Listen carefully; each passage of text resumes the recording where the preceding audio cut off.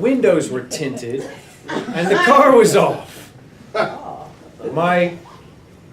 His word, not mine, my dickhead friend who owned the car decided to crack the window to get the smell out before the cops came back. As soon as he did that, guess what? The cops came back and smelled what? The weed. Before you knew it, we saw a flashlight shining through the passenger side window, and the cop asked us what we were doing. Right. Question, what are we doing? Answer, Nothing. We lied and said nothing. However, the cops, guess what? Didn't believe us. They asked if we were smoking weed, and we said no. And then they asked the driver, why did it smell so much like weed? And he replied, because I smoke in the car a lot, but I haven't in a while. The cop asked, when was the last time he smoked in the car? And my friend replied, 2 weeks ago. The cop replied and said, oh, it smells so strong. However, after seeing we weren't doing any real harm, they let us go with a warning. There are a lot of good police officers out there, right? They didn't have to let them go with a warning. Can we talk a little about what these people did wrong? Everything? They attracted attention. The tinted windows. Cops always notice the tinted windows, and there are laws. New York has a law that windows 40%. may not be tinted too much, whatever that is. I don't even know what the standard is. 40. But they may not do it. So kids, don't get tinted windows. Don't drive around the cars with tinted windows. The smell. Now, here's another thing with statements. The young man said, I haven't smoked it in a while, I smoked it 2 weeks ago. He may not have admitted that he was smoking marijuana right then in the car, but he made admissions. He made admissions that could be used against him. He thought that he didn't admit anything. He did make admissions, and if he were arrested, those words would be used against him. That he smoked a few weeks ago. Well, if he smoked a few weeks ago, then maybe he smoked yesterday, maybe he smoked today, maybe he admitted smoking marijuana. The smell, I shouldn't admit this, but I've never smoked marijuana.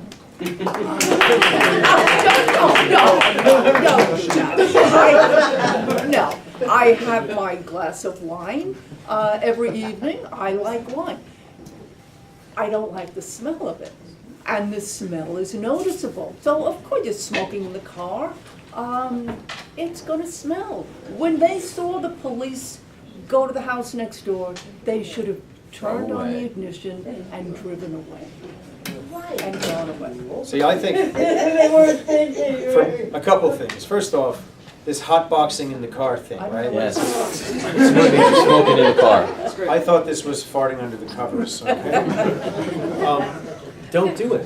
Like, why do you need to be sitting in a driveway smoking marijuana in a car with tinted windows? Right? You have to be an idiot. An idiot. We know in New York, and this is Florida, that people with tinted windows are targeted. Unless you're a cop, you're going to be targeted, right, with the tinted windows. Don't break the law. Don't sit on the streets smoking the marijuana. Even with the tinted windows, it's going to be in public.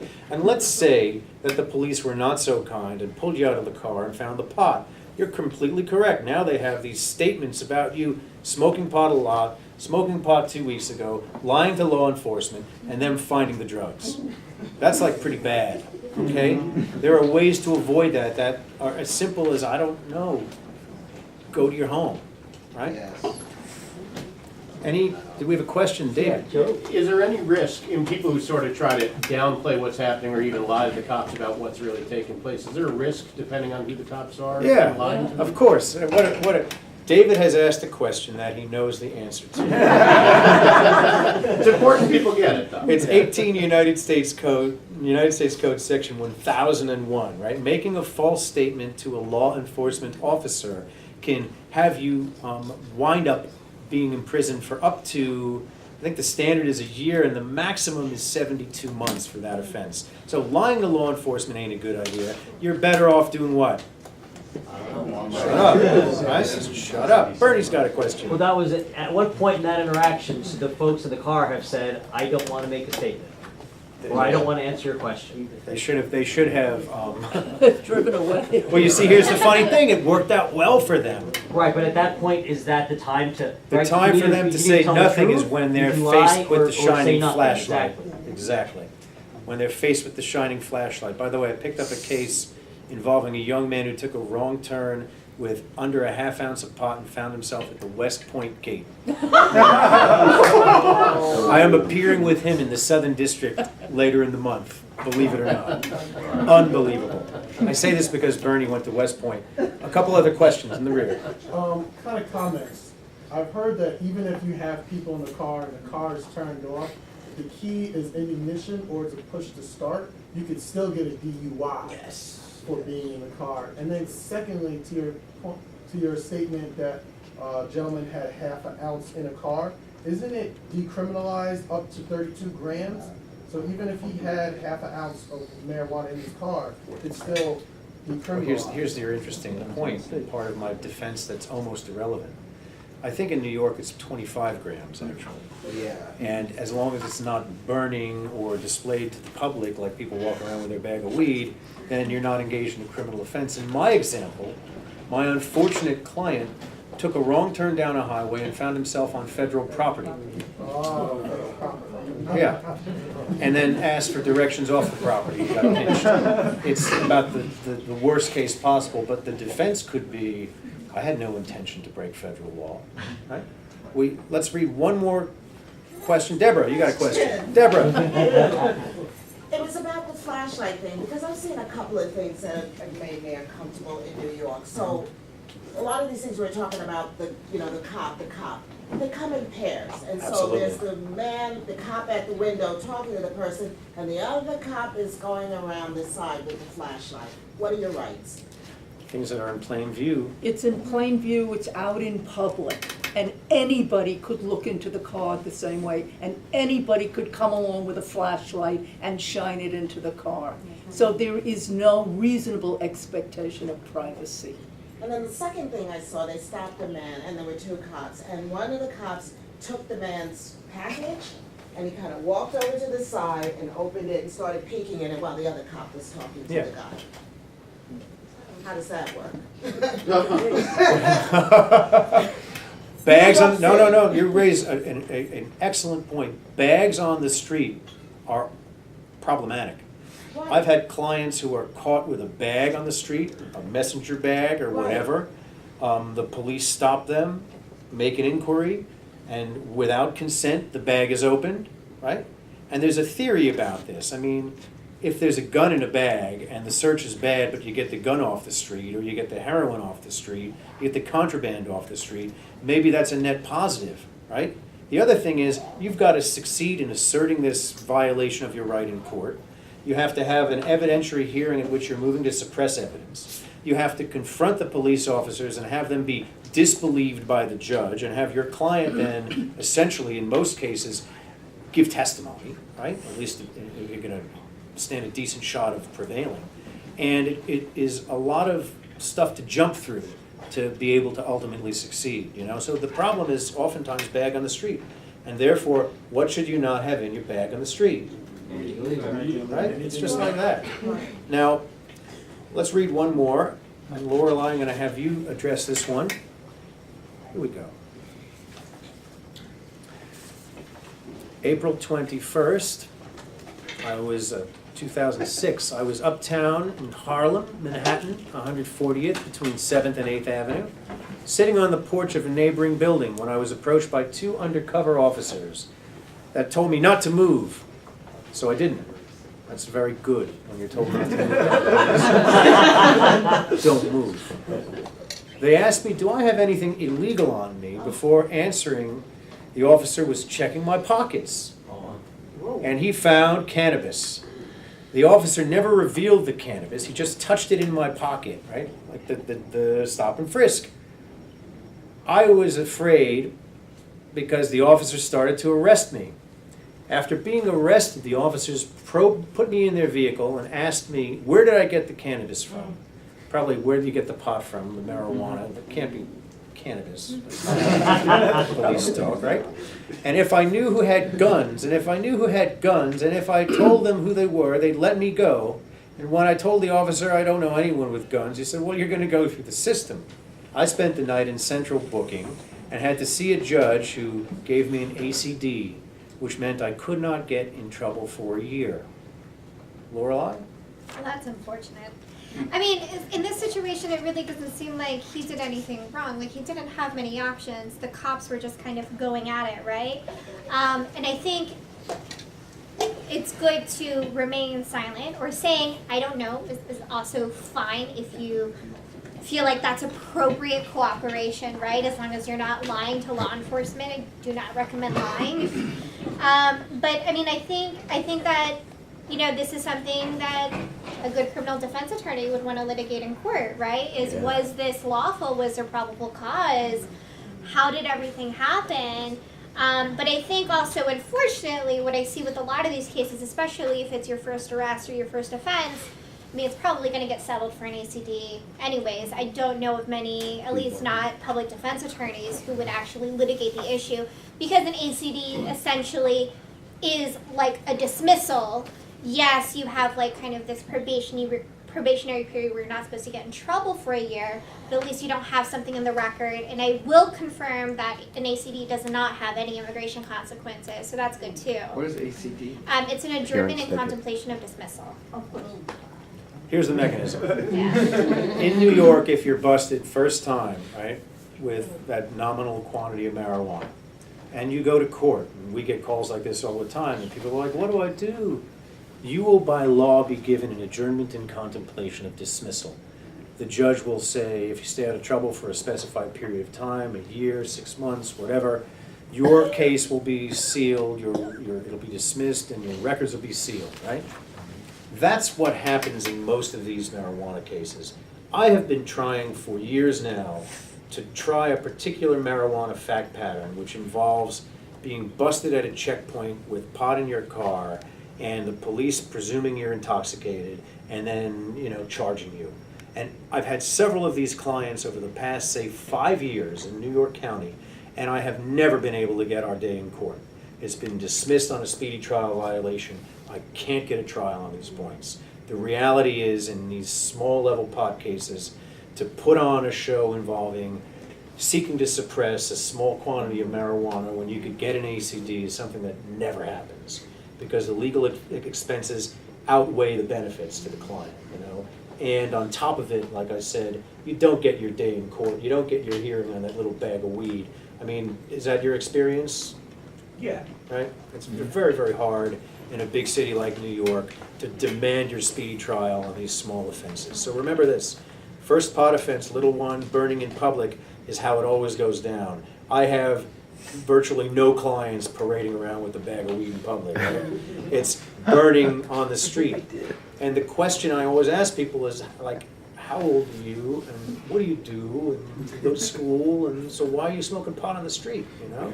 And then the follow-up is, why do you make us look bad, right? Because you're like getting busted out there, being irresponsible, instead of kind of furthering the ball on responsible use. So when you're caught with some nominal amount of marijuana in your pocket in New York, it is virtually never going to result in you being in jail for longer than the time that you may go to central booking if you're unfortunate enough to get what's called a DAT. Anyone know what a DAT is? Desk appearance ticket. There you go, a desk appearance ticket. How revealing, sir. Never had one though. I've got one more I want to kind of end with tonight, right? And this is a little bit of a longer one, and it involves feelings, right? Before we were talking about who gets angry, and who's mad, and who's hurt, and how mad and hurt everybody's got to be at this time in America.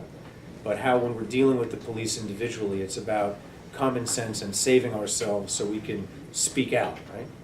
Sometimes that involves maybe documenting the misconduct, you know, documenting that you don't consent to the search. But inherent in all these encounters is some feeling that often involves you being really hurt, sensitive feelings. So here's one. 2 white guys and 1 black guy driving late at night in a low-income neighborhood. I wonder what could happen. That night in Harlem still haunts me because things could have gone way worse. I was coming home from an event with 2 friends of mine. They were dropping me off in my neighborhood late at night when we were allegedly stopped for speeding. The cop said he could smell a danky smell radiating from the car. I don't know if the policeman said dank, but I will translate that. That means a very strong, powerful odor of skunky marijuana emanating from the vehicle. By then I could tell the officer assumed we were drug dealers. They took us out of the car, frisking us one by one. When I was taken out of the car, the cop pushed me onto the car, frisking my pockets vigorously. As an African-American male, I have been getting frisked since I was almost 12, living in the South. But this time was different. I felt so violated and readily criminalized for something as simple as the odor of a plant. I felt overwhelmed by the lights, the guns, and faces of men who patrolled my neighborhood but who knew nothing about it. I was extremely fearful, not only for myself due to these simple traffic stops or cannabis-related offenses. What made matters worse is when the cop pulled us over and asked me why I was getting so emotional. And I told him, being made to feel like a criminal in your own neighborhood is terrifying and unbearable. The cop's rebuttal was, I'd be more afraid to live out here in this neighborhood if I were you. Those words cut me so deeply internally, I felt myself sinking into despair while sitting on the sidewalk while they continued to search the car.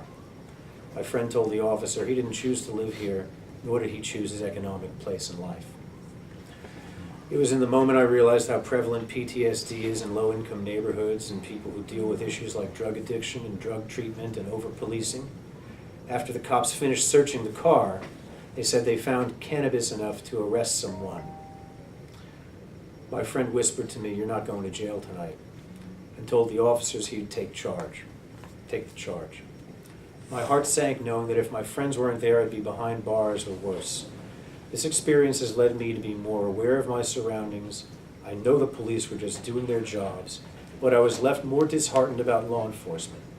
It's difficult to communicate or interact with people who only see you as a criminal. Anyone who understands this? Oh, yeah. Right? Raise your hand, you understand it, right? Yeah. And thank you to the author. Anyone want to tell us what he did wrong to start? I mean, I think before you start talking about what he did wrong, if anything, I just think that I'm so thankful that whoever wrote this, right? Because this is a real issue. Thank you. Thank you. I mean, because redlining is a real thing, right? What we do is we create low-income communities. We keep them low income. We isolate them from services. We isolate them from safety. We institutionalize that in every aspect, right? From housing service, public benefits, from everything. Yeah. And I think that is such an important perspective, that deep-rooted racism that exists in our infrastructure, because it has such an impact of this PTSD, right? That it creates amongst different members of, communities of color. And so I think that's something that's really important to address, and I think it's so good that you can remain calm in that situation and still be able to say honestly, right? The quote that he was saying is that being targeted like this in my own neighborhood is terrifying and unbearable. So if you do need to communicate, it's so great when you can communicate honestly but calmly, right? Yeah, absolutely true. Now we're going to talk about what you did wrong. Because I love you. Don't carry pot in your car, all right? Mm-hmm. I think a lot of what you're expressing here you did right. And I think the feelings you had were normal feelings, reasonable feelings of pain. And it doesn't sound as though you made it get out of control, notwithstanding your feelings, but they really, really hurt. Yeah. And this brings us to this part, why are we here doing this thing? What's the CCA doing, right? We're doing this kind of outreach to people that can benefit from it. people that we can help because we've got a voice and some strength and the ability to kind of, help. We talk about, your neighborhood and